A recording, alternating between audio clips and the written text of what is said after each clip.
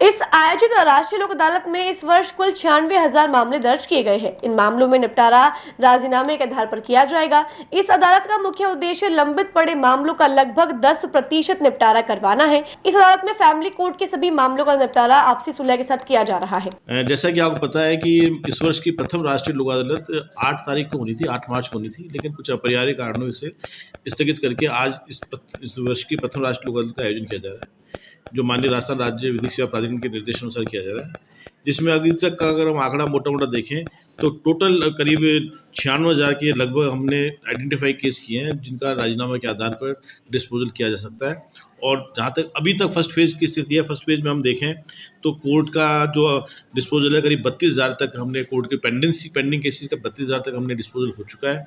इसके अलावा revenue cases का भी करीब 1 लाख के आसपास डिस्पोजल पेंडिंग केसेस का हो चुका है। कुल मिला के करीब 1.5-2 लाख के केसेस फर्स्ट फेज़ तक अभी हो चुका है और अभी शाम 5 बजे तक और अधिक डिस्पोजल की संभावना है। तो हमारे प्रयास है कि जो टोटल पेंडेंसी है उसका कम से कम 10% से ज़्यादा रिडक्शन हम पेंडिंग केस का राजीनामे के आधार पर कर पाएँ। कितने का लक्ष्य है?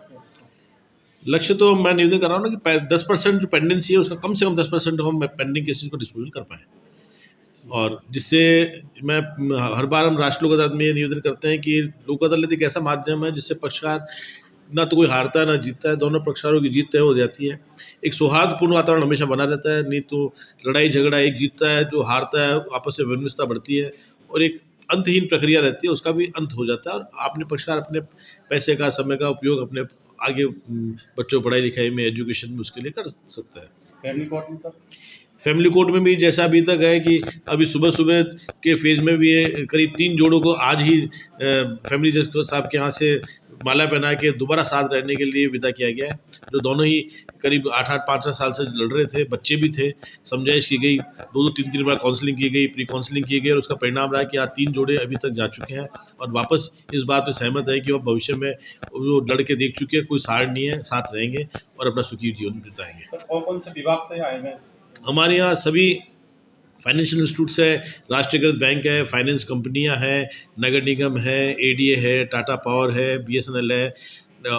इसके अलावा और भी जो जन सुविधा जुड़े मामले हैं, सारे के सारे विभाग हमारे पास आज लोक अदालत में है।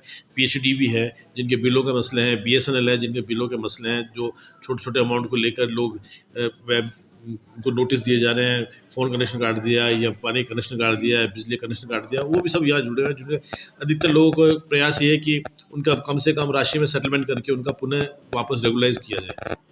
ब्याज माफ़ जितना करा सकते हैं हमारा प्रयास है।